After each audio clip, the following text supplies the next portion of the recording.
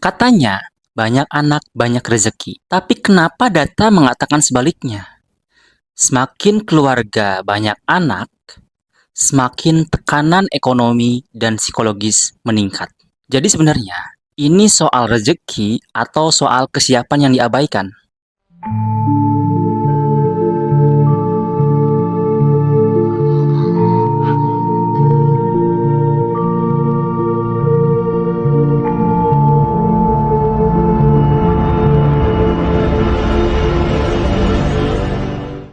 Kalimat banyak anak banyak rezeki sudah menempel kuat di benak masyarakat. Bahkan seolah-olah tidak perlu dipertanyakan lagi karena sudah menjadi keyakinan. Mungkin ya, rezeki itu pasti ada nempel pada setiap orang loh ya. Karena bagaimanapun eh, setiap orang dilahirkan dengan rezekinya masing-masing. Tapi hari ini kita hidup di dunia yang berbeda. Biaya hidup naik, tekanan sosial meningkat, peran orang tua pun menjadi sangat kompleks gitu loh. Jadi mungkin ini bukan soal benar atau salah, tetapi apakah kita benar-benar memahaminya dengan baik atau kurang tepat. Dulu, dalam konteks masyarakat agraris, banyak anak itu mungkin tepat menjadi banyak rezeki karena anak itu aset untuk kerja, membantu di sawah atau di perkebunan gitu. Tapi saat ini dunia berubah. Menurut data World Bank, butuh biaya yang tidak sedikit untuk membesarkan seorang anak untuk hidup dengan layak.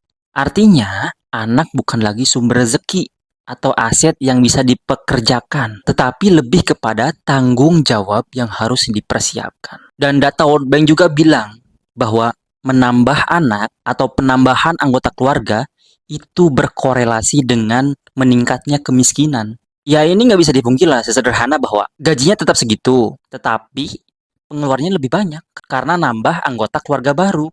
Selain daripada itu, semakin banyak anak, semakin sulit untuk menjaga kualitas anak itu. Kita saja untuk menumbuhkan atau menanam pohon perlu dirawat dengan baik.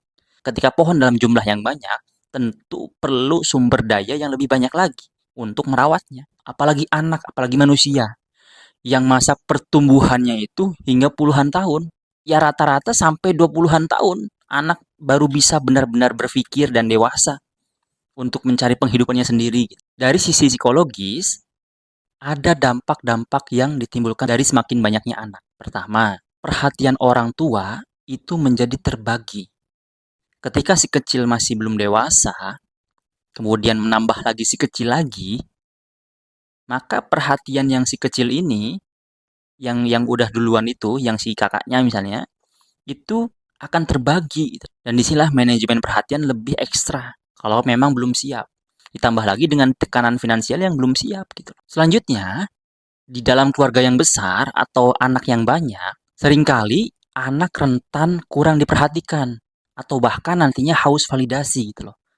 Karena jarang divalidasi, karena masih mikirin yang kecil misalnya atau mikirin yang udah gede dan biasanya anak yang udah lebih gede dibebani untuk mengasuh adiknya. Kalau misalnya anak ini belum optimal perhatiannya dari kita atau belum maksimal perhatiannya, lalu kemudian mereka dituntut untuk mengasuh anak kecil baru, sedangkan mereka sendiri belum selesai dengan perhatian dari kita gitu karena masih butuh perhatian. Maka yang terjadi nanti ada dampak-dampak psikologis yang serius gitu. Nanti ke depannya anak jadi haus validasi, mencari perhatian terus gitu loh dari orang lain. Dan ujung-ujungnya biasanya stres dalam keluarga. Kemudian dari dampak sosial, akses pendidikan tidak merata. Ketika finansial belum siap, misalnya karena tadi dengan nambah anak stres finansial, kemudian stres psikologis, akses terhadap pendidikan pun sama gitu loh.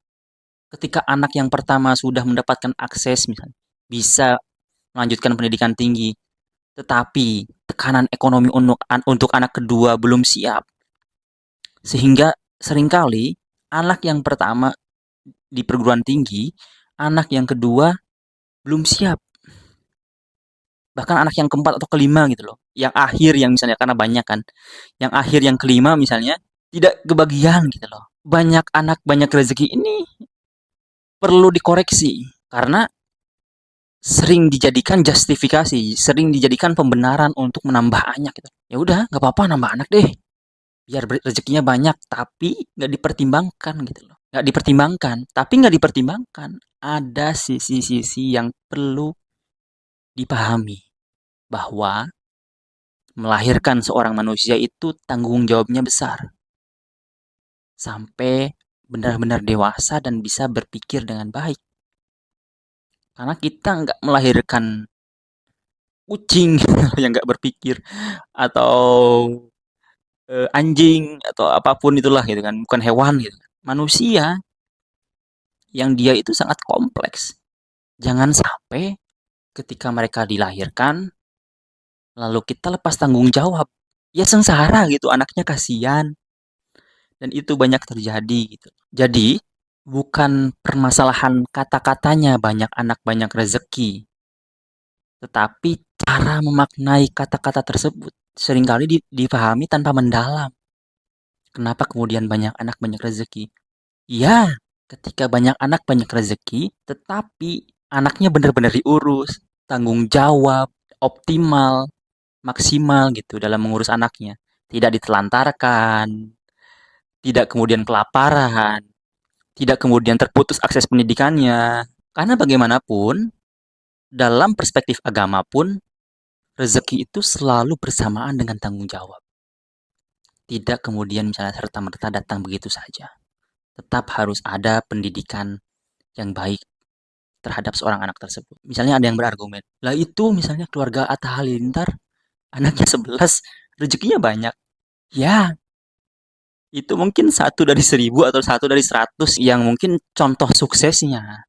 Tapi di luar itu, ada juga yang contoh melaratnya gitu. Lebih banyak yang melaratnya dibandingkan yang suksesnya. Yang misalnya di kampung-kampung, misalnya anaknya 8, warisan orang tua punya sawah banyak. Ujung-ujungnya karena anaknya tidak dibesarkan dengan baik misalnya. Ataupun orang tuanya belum siap ketika menikah. Ujung-ujungnya apa? Dijualin semua sawahnya untuk membesarkan anak-anaknya. Sampai rumahnya sendiri habis karena belum siap untuk membesarkan seorang anak. Atau belum siap untuk menerima tanggung jawab yang lebih besar. Gak bisa satu orang atau satu keluarga dijadikan contoh untuk mengatakan bahwa itu ada buktinya. Lah bukti yang sebaliknya juga banyak gitu. Mungkin yang diubah bukan keyakinannya tentang banyak anak banyak rezeki, tetapi perspektifnya bahwa setiap anak bukan hanya membawa rezeki, tetapi juga membawa hak yang harus mereka diterima.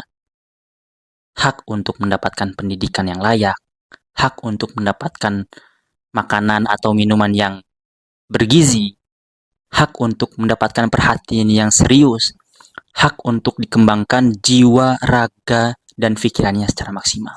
Karena pada akhirnya rezeki itu akan beriringan dengan kualitas manusianya. Jadi bukan hanya tentang kuantitas, tetapi kualitas yang lebih utama.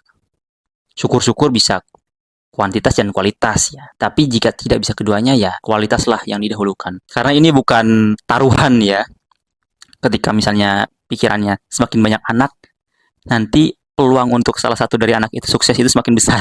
Ya ini anak, ini manusia gitu, bukan taruhan lotre ataupun yang lainnya. Semoga bermanfaat.